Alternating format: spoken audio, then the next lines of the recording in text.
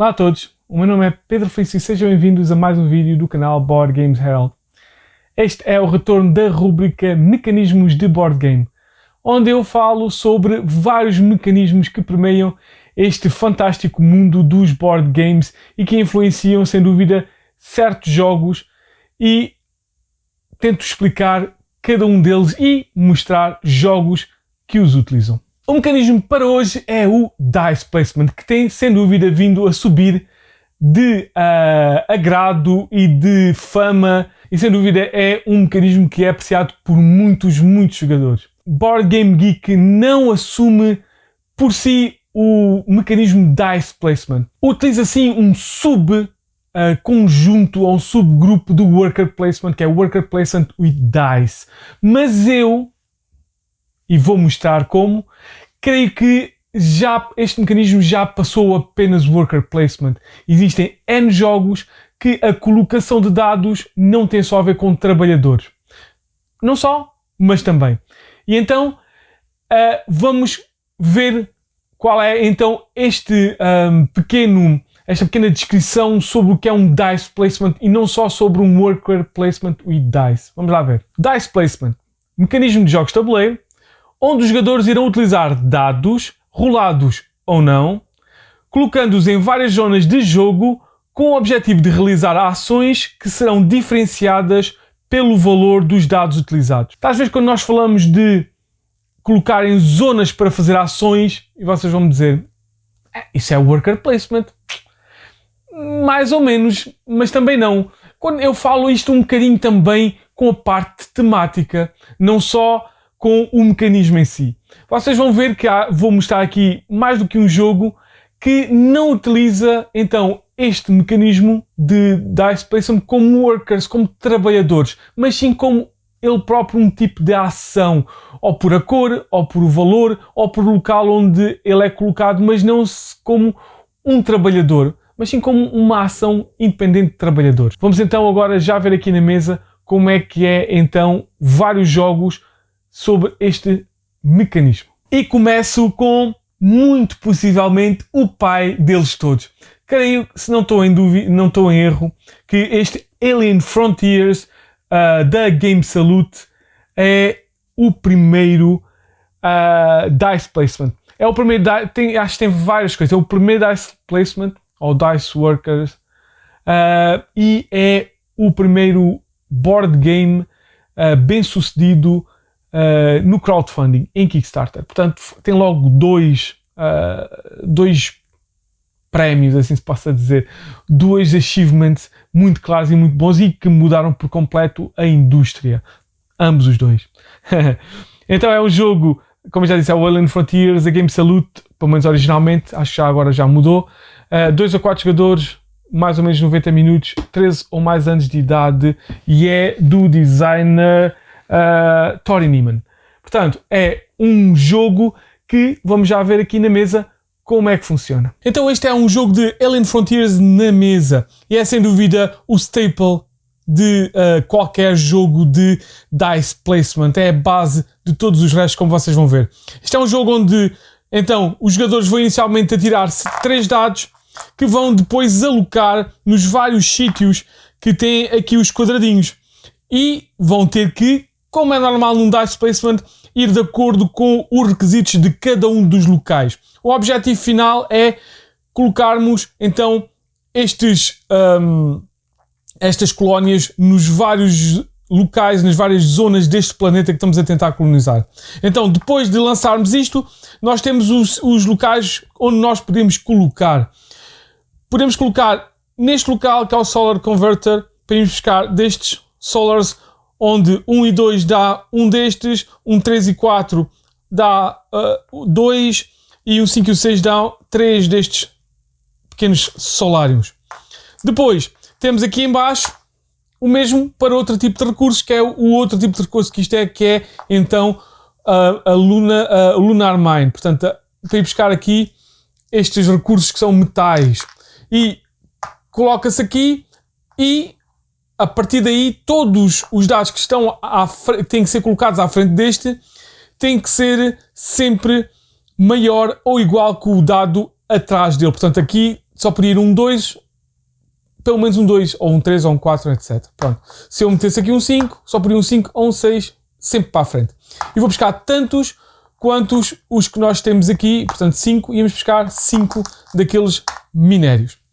Depois, que outros locais é que há? Temos aqui um local que é o Shipyard, já vamos aos outros, este Shipyard, onde nós podemos colocar pares, portanto pares, 3 pares, dependendo do número de jogadores, portanto podemos colocar aqui pares, para depois irmos buscar uma nova nave que podemos usar na ronda seguinte. Portanto, esta nave iria ser colocada aqui no Maintenance Bay para depois ser utilizada. Portanto, mas também tínhamos que pagar pela quarta nave, isto é, pelo quarto dado, um destes e um destes, um de solar e um minério. Para a quinta nave, isto é, o quinto dado, 2 de cada, e para o sexto dado, 3 de cada. Pronto, isto é a forma de adquirirmos então os 6 dados. Que depois podemos gastar, por exemplo, aqui. Se colocarmos aqui um 6, vamos destruí-lo. Vamos destruir este dado, voltá-lo outra vez aqui para os dados, mas temos que ter pelo menos 4, nunca podemos destruir o nosso terceiro dado.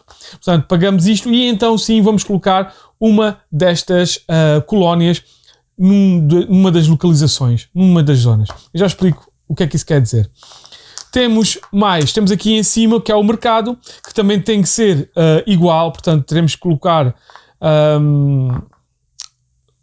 pares de dados e dependendo do número do dado, que aqui na verdade queremos ser o menos possível. Portanto, se queremos trocar, então, multiplicar estes por estes, queremos entregar então 1 para ir buscar 1, ou se formos meter 2, temos de dar 2 solários para ir buscar 1 minério. Portanto, não é isso que queremos aqui, na verdade, o mais baixo possível.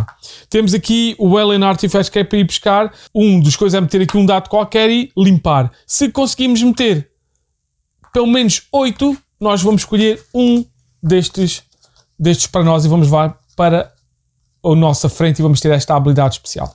Portanto, este aqui então, o Alien Technologies, que é então mais um local. Que é o local A?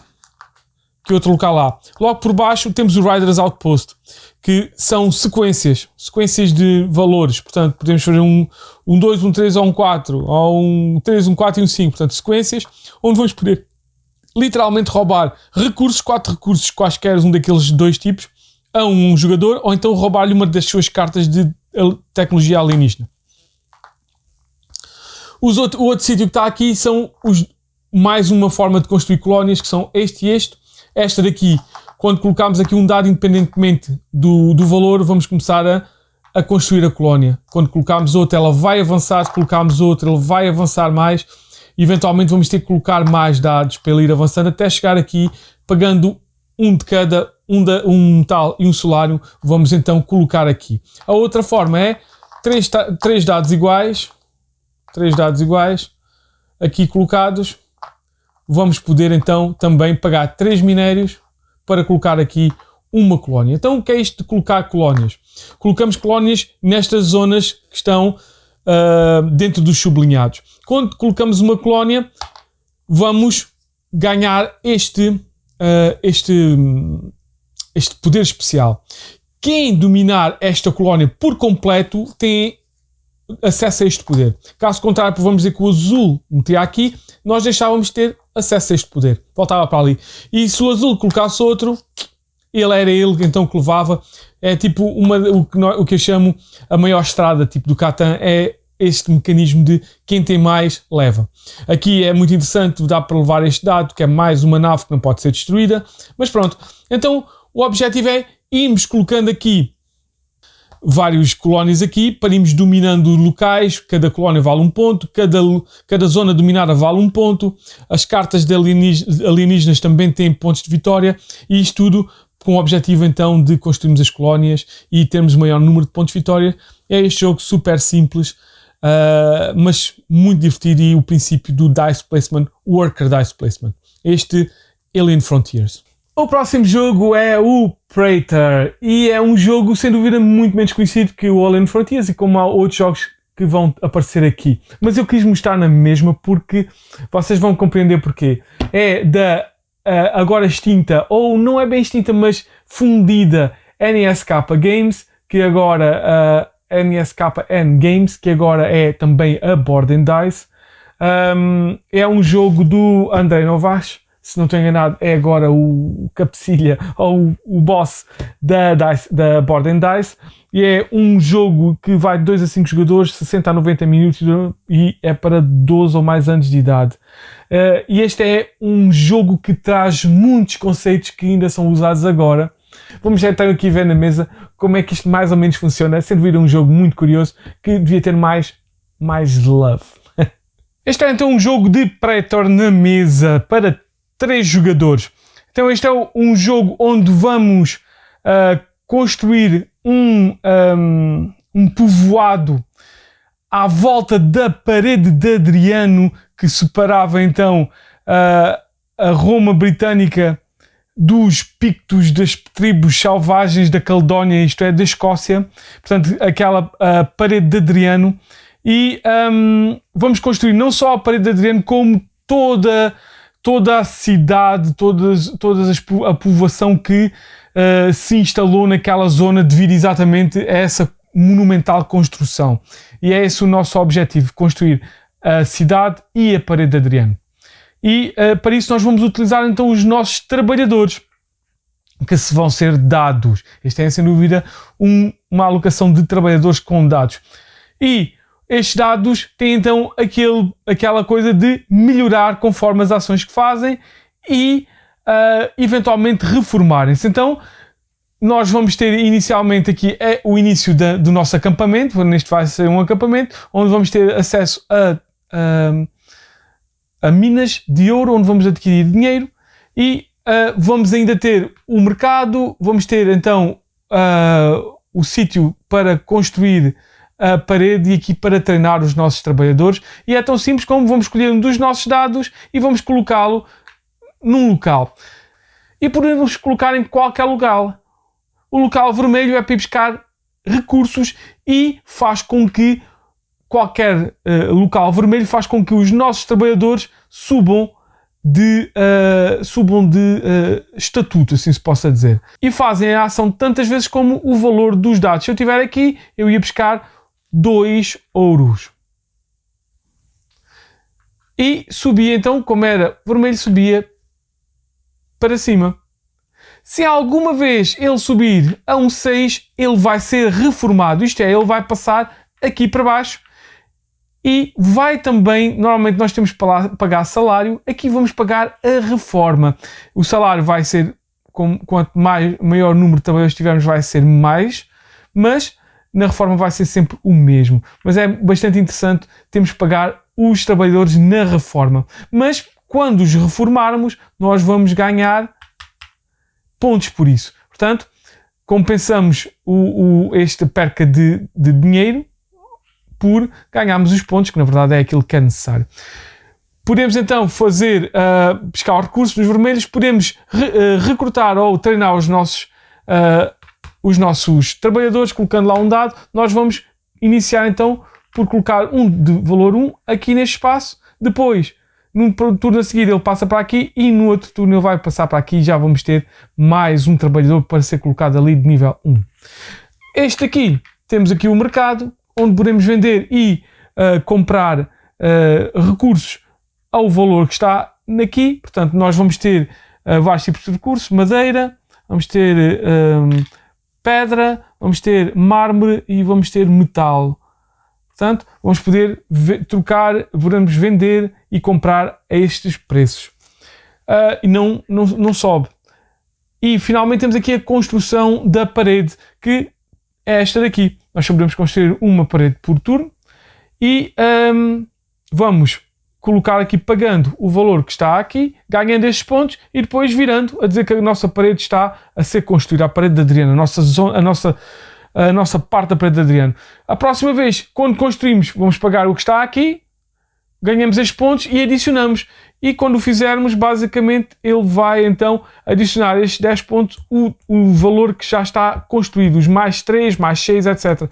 A seguir, já seria o que fosse a seguir mais 6. Pronto, esta é uma construção. Qualquer altura, nós vamos poder construir um um destes como ação, com os nossos trabalhadores, construir um destes, e a construção também faz, é necessário então um trabalhador que também o vai fazer aumentar.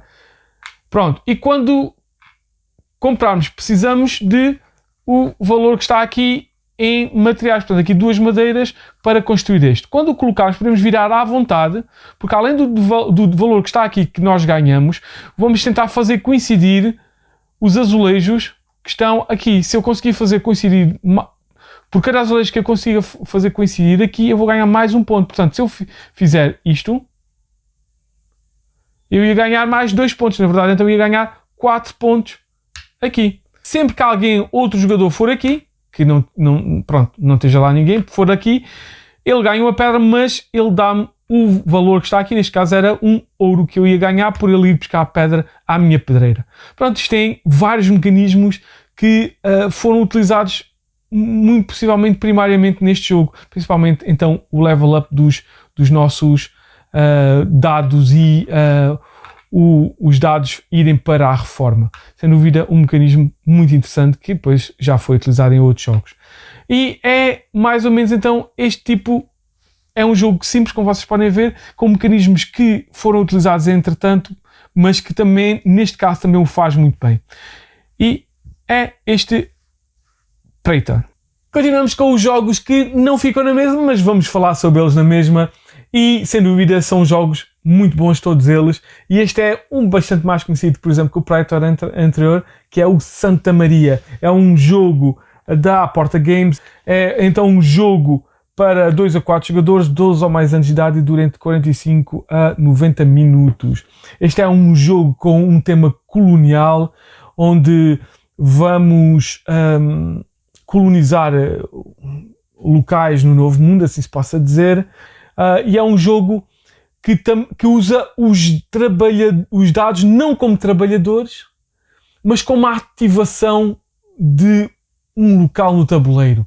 Uma forma diferente. Portanto, nós vamos utilizar dados azuis e dados brancos e vamos, então, dependendo do valor, vai ser rolado, ao contrário dos outros dados, dos outros jogos que, o primeiro também, mas o Praetor não era rolado.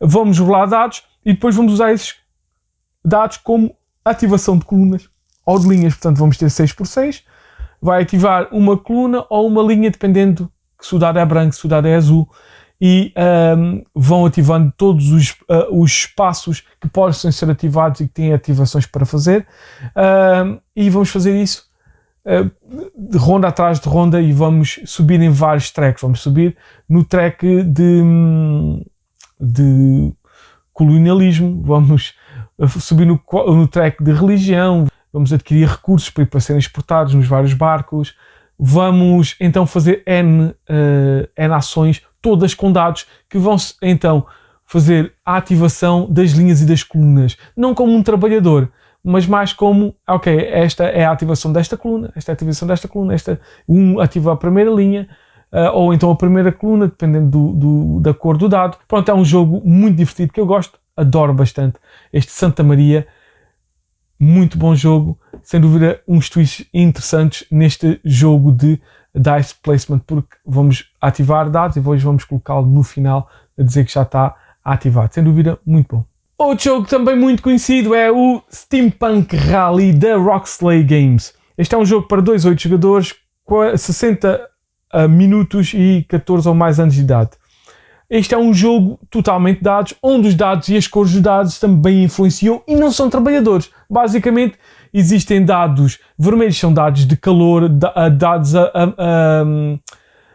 azuis que são dados de vapor, dados amarelos são dados de eletricidade, e vamos utilizar esses dados nos vários locais de uma máquina louca, porque na verdade o objetivo é criar máquinas loucas para correr numa pista, e estas máquinas loucas vão-se construindo ao longo da corrida e destruindo também, é verdade. Portanto, nós vamos então rolar dados, dependendo dos dados que nós temos, e as máquinas fazem esses dados. Portanto, também tem um bocadinho de engine building, as máquinas criam esses dados que depois podem ser utilizados em outros sítios para criar outros dados, para modificar dados, para fazer andar a nossa máquina louca, os passos que nos protegem também, etc, etc, porque há formas de danificar a nave, ou esta máquina, este carro louco, este veículo louco. Sem dúvida é um jogo muito divertido de corridas que basicamente utiliza dados nas máquinas de forma totalmente diferente, que é aquela parte daquela máquina funciona a vapor, portanto necessita de dados azuis. Aquela parte da máquina necessita de eletricidade, necessita de dados amarelos. Aquela parte da máquina necessita de calor, portanto dados vermelhos. Logo aí só os dados também já influenciam. E depois o valor, quanto mais, como normalmente acontece, quanto mais os dados utilizados tiverem valor, mais aquela ação é repetida ou é feita, ou mais recursos vamos adquirir, ou mais movimentos vamos fazer. Portanto, é sem dúvida um jogo super divertido para muita gente, que tem que ser jogado basicamente em tempo real, senão demora demasiado tempo. Este Steampunk Rally tem sem dúvida twists em mecanismos, e não é worker placement, é mesmo utilização dos dados de formas diferentes, com ações diferentes. Sem dúvida, muito interessante.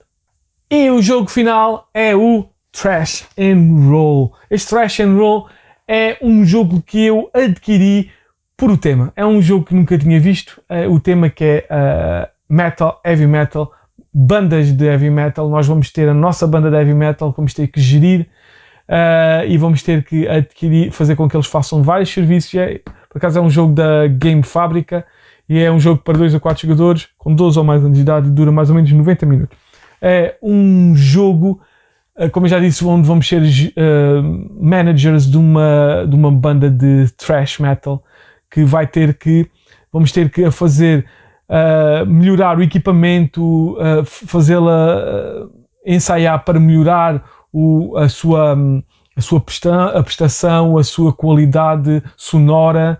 Vamos utilizá-la inicialmente, fazê-la andar pelas rádios, pelos vários clubes para adquirir fãs, para melhorar a sua prestação, eventualmente fazemos gravar singles e fazemos gravar LPs, para depois eventualmente conseguir andar em tours mundiais e ganhar mais fãs ainda, mais pontos de fama, que é o final disto tudo. E o jogo é mesmo utilizando dados que na verdade não se podem ser considerados trabalhadores. São dados que são rolados e depois os vários locais que nós queremos colocar estes dados, por exemplo, para comprar novos instrumentos, para fazermos trabalhos nos vários clubes, para irmos à rádio, para gravarmos LPs ou singles, etc, etc. São vários, é um board redondo que tem esses locais, e esses locais necessitam de pares, ou trios, ou singles, ou valores. Pronto, não é o dito, simplesmente são dados em grupos para ativar ações com uma certa força. Não é que se possa dizer trabalhadores. Portanto, há vários jogos aqui que não funcionam como trabalhadores, mas sim como um valor de ativação, mais do que um trabalhador. Pelo menos na minha opinião, pelo menos tematicamente. Então é um jogo em que, sem dúvida, é bastante divertido, mas é bastante pouco conhecido. Este Thrash and Roll. Então estes foram os vários jogos que eu achei por bem trazer sobre este mecanismo de dice placement, que o Board Game Geek não tem como dice placement, tem como worker placement with dice, mas eu achei que já é um mecanismo que por si só já não tem só a ver com worker, apesar de muito possivelmente o Alien Frontiers foi aquele que iniciou este dice placement, e na verdade é um worker placement with dice, mas já passou dali, como vocês viram em alguns destes jogos que foram aqui colocados, como o Santa Maria, como o Thrash and Roll e como o Steampunk Rally. Já são jogos que vão além deste mecanismo de utilizar dados para fazer ações, mas não só ações de colocar num local para receber recursos ou fazer ações especiais, mas como ativação de algo que não tenha a ver com trabalhadores per se. Esta pequena diferença pode ser uma diferença temática, mas não deixa de ser uma diferença que eu acho por bem separar de worker placement with dice placement, que na verdade, e depois eu o incluo num todo, um dice placement como um todo. Ambos são worker placement, isto é, alocação de trabalhadores com dados, e alocação de dados, eu juntei tudo no alocação de dados. Dice placement, um mecanismo que eu simplesmente adoro, que tem aquele pequeno plus que normalmente não dá para fazer com workers normais, com meeples ou com miniaturas normais, que tem que haver um custo como miniaturas diferentes, miniaturas maiores, miniaturas de outras cores, para fazer então o que um dado faz de forma natural, que é uma melhoria da ação conforme o dado. Portanto, é simplesmente rodar o dado para um valor superior. Este pequeno truque, este pequeno mecanismo faz com que os dice placements então começassem a ser usados em forma de melhorar as nossas ações. Portanto, é um mecanismo então que facilita esta melhoria das ações, em vez de ser por bónus, por cartas, ou por cor de meeples, ou por tipo de meeples ou de trabalhadores. Ele utilizou então esta melhoria e sem dúvida é algo muito divertido. É verdade que muitas das vezes aumenta a aleatoriedade do jogo, mas também faz com que o jogo seja mais talvez interessante, principalmente se houver formas de mitigação desta aleatoriedade, que sem dúvida para a maior parte dos jogos tem que haver, seja porque podemos modificar depois os dados, aumentando-os ou diminuindo-os, ou não fazendo com que só apenas os dados mais fortes sejam os melhores, isto é, haver um conjunto de